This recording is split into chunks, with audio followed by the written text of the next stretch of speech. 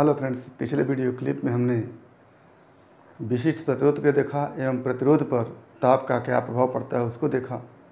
आज हम एक नए चैप्टर को लेकर के आए हैं जिसका नाम है व्हीटस्टोन सेतु, पोस्ट ऑफिस बॉक्स एवं मीटर सेतु। तो इस चैप्टर में हमारा पहला टॉपिक होगा व्हीटस्टोन सेतु, व्हीटस्टोन ब्रिज। ये टॉपिक बहुत ही महत्वपूर्ण है, एग्जामिनेशन में अक्सर करके इससे सवाल पूछे जाते हैं। अगर ये टॉपिक आपको क्लियर हो तो उस सवाल को आसानी से कर सकते हैं, नहीं तो बहुत दिक्कत होती है इस व्हीटस्टोन ब्रिज पर आधारित क्वेश्चन को करने में। तो आइए एक महत्वपूर्ण टॉपिक को लेकर के हम चलते हैं जिसका नाम है व्हीटस्टोन सेतु या व्हीटस्टोन ब्रिज। तो ये होता क्या है कि वस्तुतः ये चार प्रतिरोधों को जो एक दूसरे से श्रेणी क्रम में जुड़े होते हैं लेकर के एक समांतर चतुर्भुज बनाया जाता है। जैसे एक प्रतिरोध ये P है, दूसरा Q है, तीसरा R है और चौथा S है।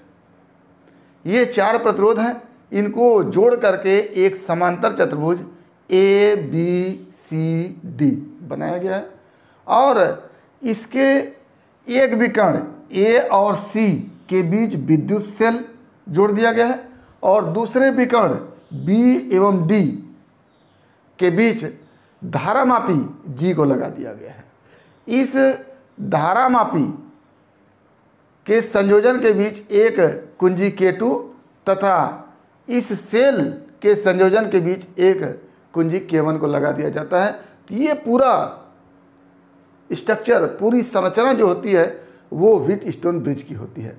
इस कुंजी K1 को आन करके जब विद्युत धारा प्रवाहित करते हैं तो ये धारा I यहाँ से चलती है और इस पॉइंट A पर दो भाग में बढ़ जाती है, I1 और I2 में।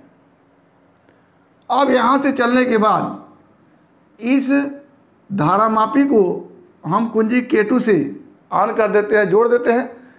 तो इसमें जब विद्युत धारा का प्रवाह नहीं होता है तो हम कहते हैं कि व्हीटस्टोन ब्रिज संतुलन की अवस्था में है। क्या?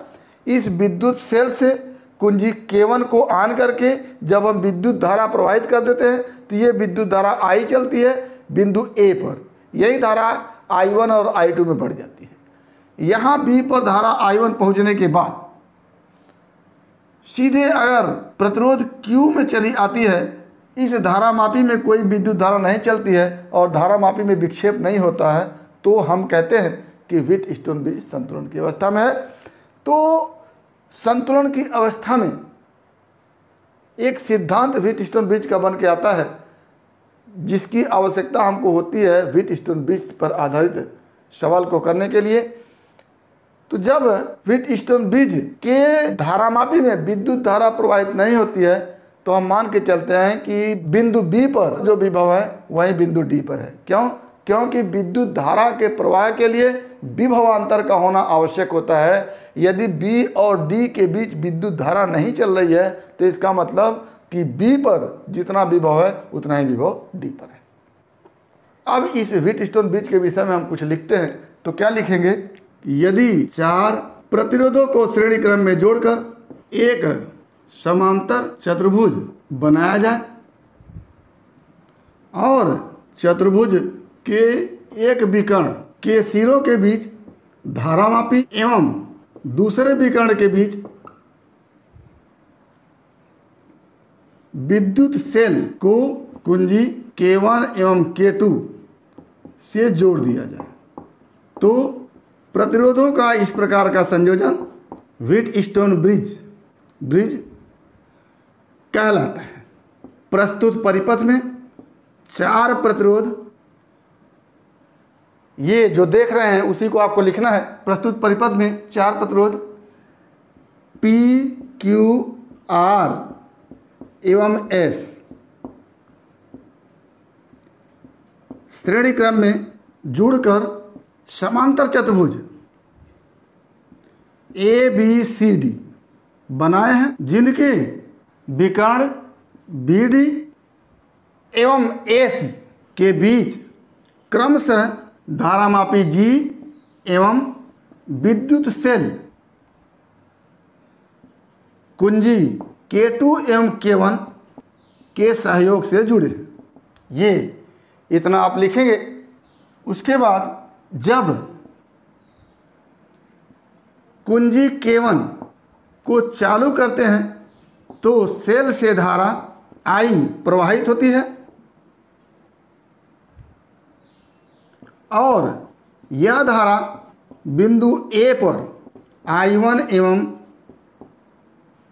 I2 में बढ़ जाती है। यदि कुंजी K2 को चालू करने पर धारामापी में विक्षेप उत्पन्न न हो, अर्थात B एवं D के बीच धारा का प्रवाह न हो, या इसी कह सकते हैं B एवं D समान विभव पर हो, तो व्हीटस्टोन ब्रिज संतुलन की अवस्था में होता है। ये इतना हम लिखेंगे। ये आप देख रहे हैं कि प्रस्तुत परिपथ में PQRS प्रतिरोध हैं जो श्रेणी क्रम में जुड़ करके एक समांतर चतुर्भुज ABCD बना रहे हैं। इस समांतर चतुर्भुज के एक विकर्ण B एवं D के बीच ये धारामापी लगा हुआ है तथा दूसरे विकर्ण A एवं C के बीच एक विद्युत सेल लगा हुआ है। धारामापी कुंजी K2 से जुड़ा हुआ है और विद्युत सेल कुंजी K1 से जुड़ा हुआ है। ये पूरा संरचना जो है वो व्हीटस्टोन ब्रिज की संरचना है। अब कुंजी K1 को ऑन करके चालू करके हम विद्युत धारा प्रवाहित करते हैं सेल से, तो सेल से ये मुख्य धारा I प्रवाहित होती है और बिंदु A पर चल करके ये I1 और I2 में बढ़ जाती है। अब यदि कुंजी K2 को ऑन करने के बाद, कुंजी K2 को चालू करने के बाद इस B एवं D के बीच विद्युत धारा का प्रवाह न हो या धारामापी में कोई विक्षेप उत्पन्न न हो, या हम कह सकते हैं कि B एवं D एक ही विभव पर हों, इन दोनों के बीच विभवांतर न उत्पन्न हो। B एवं D के बीच विभवांतर उत्पन्न नहीं होगा तभी B एवं D के बीच धारा का प्रवाह नहीं होगा, क्योंकि धारा के प्रवाह के लिए विभवांतर दो बिंदुओं के बीच होना आवश्यक होता है। यदि B और D के बीच कोई विभवांतर है तब धारा बहेगी, अब विभवांतर नहीं है तो धारा नहीं बहेगी। तो चूंकि B एवं D के बीच विद्युत धारा का प्रवाह नहीं हो रहा है, धारामापी में कोई विक्षेप नहीं हो रहा है, तो इसका आशय यह है कि B एवं D एक ही विभव पर हैं। ठीक। अब जब ऐसी स्थिति होती है कि विद्युत धारा धारामापी में नहीं बहता है, तो इस प्रकार की स्थिति को व्हीटस्टोन ब्रिज के संतुलन की स्थिति कहते हैं। यानी यदि धारामापी में विद्युत धारा का प्रवाह न हो तो व्हीटस्टोन ब्रिज संतुलन की अवस्था में होता है। अब संतुलन की अवस्था में होने के लिए PQRS में एक संबंध होता है, उसी संबंध को हम निकालेंगे। तो क्या लिखेंगे यहां से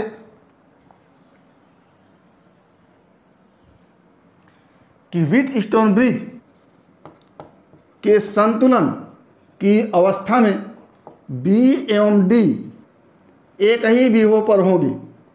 अच्छा, ये बिंदु B और ये बिंदु D एक ही विभव पर है। मान लेते हैं कि यहाँ पर विभव 10 वोल्ट है बिंदु B पर और यहाँ पर भी विभव 10 वोल्ट है D पर, क्योंकि B और D के बीच कोई विभवांतर नहीं है। जितना विभव B पर होगा उतना ही विभव D पर होगा। और यहाँ पर विभव मान लेते हैं हम 0 वोल्ट है। यहाँ पर विभव 0 वोल्ट, यहाँ पर विभव 10 वोल्ट, यहाँ पर विभव 0 वोल्ट, यहाँ पर विभव 10 वोल्ट। तो थोड़ा सा हम A और B के बीच विभवांतर देखते हैं। B पर 10 वोल्ट, A पर 0 वोल्ट, तो A और B के बीच का विभवांतर क्या हो गया? 10 - 0 यानी 10 वोल्ट। इसी तरह से A और D के बीच विभवांतर देखते हैं, तो A पर विभव 0 वोल्ट और D पर विभव 10 वोल्ट, तो A और D के बीच का विभवांतर भी 10 वोल्ट हो गया। यानी यदि B और D एक ही पोटेंशियल पर होंगे, एक ही विभव पर होंगे, तो A और B के बीच का विभवांतर A और D के बीच का विभवांतर एक बराबर होगा। यानी A और B के बीच का विभवांतर निकालें तो I1 इंटू प्रतिरोध P कर देंगे, निकल जाएगा। और A और D के बीच का विभवांतर निकालें तो I2 इंटू प्रतिरोध R कर देंगे तो निकल जाएगा। अगर A और B के बीच का विभवांतर ए और डी के बीच का विभवांतर एक समान है तो I1 इंटू पी करेंगे, वो विभवांतर होगा ए और बी के बीच का। I2 इंटू आर करेंगे तो वो विभवांतर होगा ए और डी के बीच का। दोनों क्या हो जाएगा, बराबर हो जाएगा। तो क्या लिखेंगे, बी एवं डी एक ही विभव पर होंगे, अर्थात ए एवं बी के बीच का विभवांतर, इसको हम भी ए बी कह लें, तथा ए एवं डी के बीच का विभवांतर, इसको भी ए डी कह लें, बराबर होगा। क्या लिखेंगे, यह आता है भी ए बी बराबर भी ए डी, ये लिखेंगे। और भी ए बी क्या हो गया, इस ए और बी के बीच का विभवांतर, विभवांतर भी इक्वल टू क्या होता है, आई इंटू आर होता है। आर क्या है, प्रतिरोध है, आई क्या है, धारा। तो इस ए और बी के बीच का विभवांतर निकालने के लिए ए बी में जो धारा I1 है गुणे ए बी के बीच का प्रतिरोध P लिखेंगे।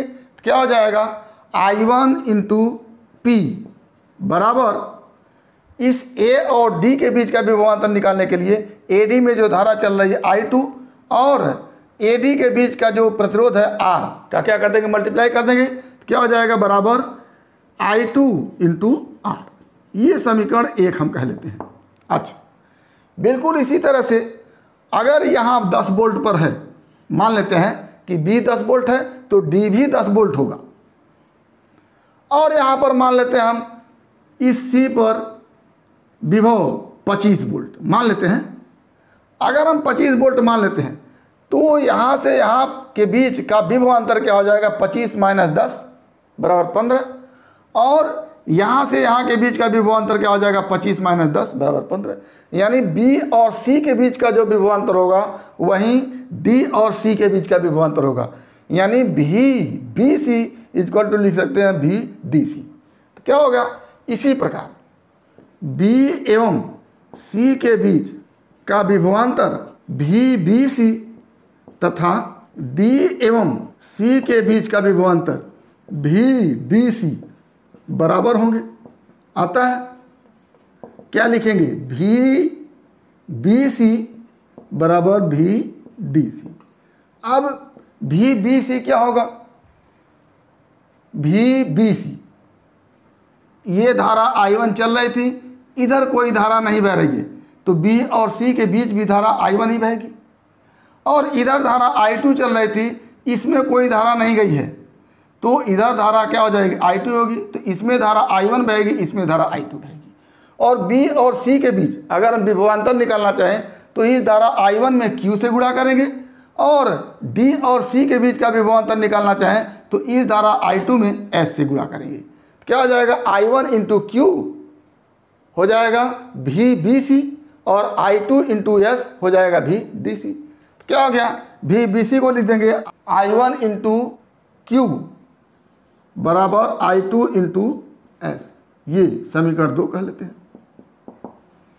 अब हम समीकरण 1 में समीकरण 2 से भाग देते हैं। समीकरण इक्वेशन 1 बाई इक्वेशन 2 करते हैं। क्या लिखेंगे, समीकरण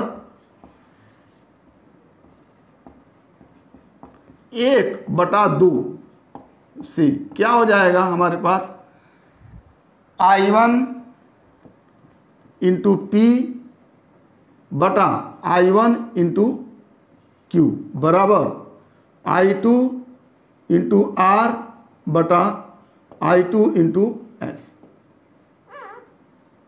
ये, और यहाँ से आप काटेंगे तो क्या मिल के आएगा, P अपान Q बराबर R अपान एस। ये यदि व्हीटस्टोन ब्रिज संतुलन की अवस्था में है तो ये एक इक्वेशन बन के आता है, P by Q equal to R by S. ये हमारा क्या है, P है, ये क्या है, Q है, ये है R और ये है S।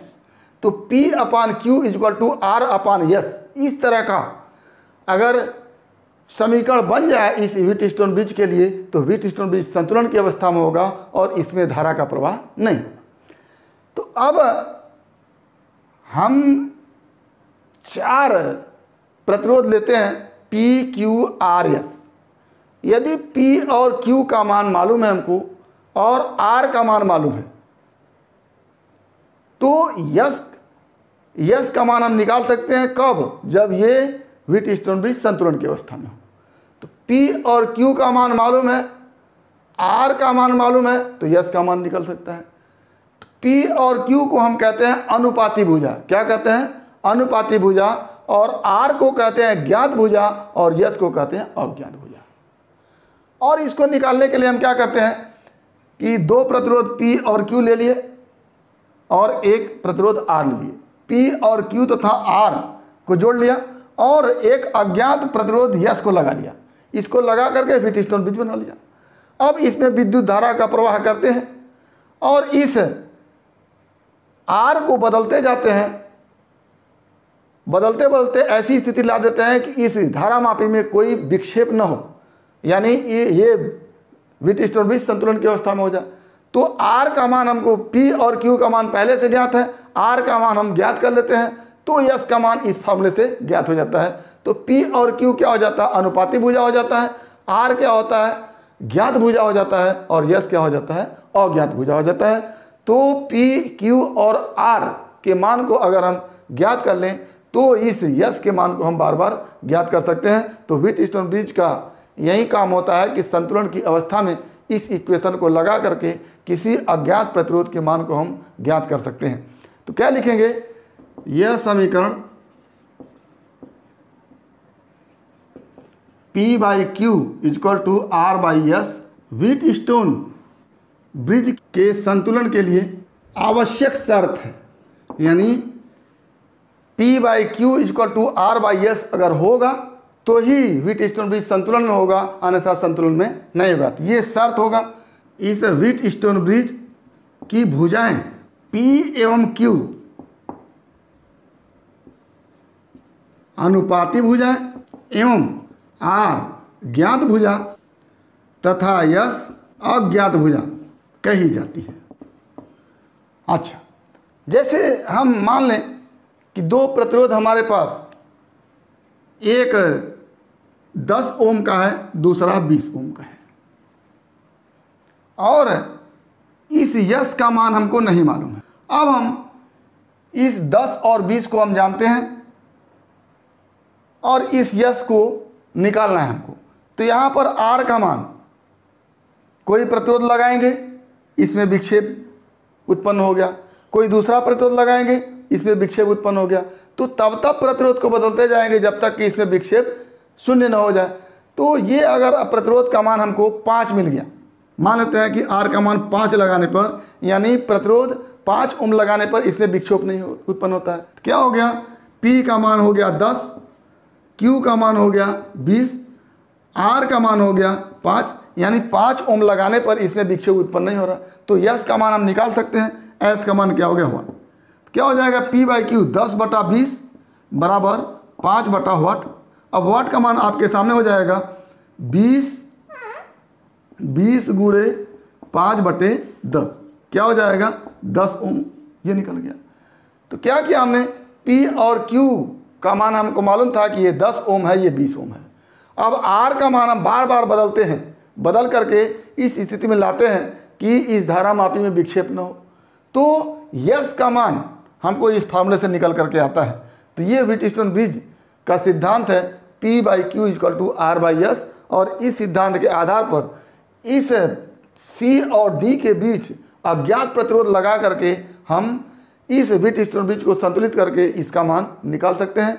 तो ये हमारा रहा आज का व्हीटस्टोन ब्रिज। उम्मीद करते हैं कि आपको टॉपिक समझ में आया होगा। अगर इसमें किसी प्रकार की समस्या हो तो आप हमारे YouTube चैनल के कमेंट बॉक्स में कमेंट करके अपनी समस्या का समाधान करेंगे। और यदि वीडियो क्लिप पसंद आए तो प्लीज़ लाइक करेंगे, शेयर करेंगे, साथ ही हमारे YouTube चैनल को सब्सक्राइब करेंगे ताकि इस तरह के वीडियो क्लिप का नोटिफिकेशन आपको मिलता रहे और आपकी फिजिक्स की मुकम्मल तैयारी होती रहे। तो आज बस इतना ही। अगला टॉपिक अगले वीडियो क्लिप में एक बार फिर आपके भविष्य के लिए बेस्ट ऑफ लक। धन्यवाद।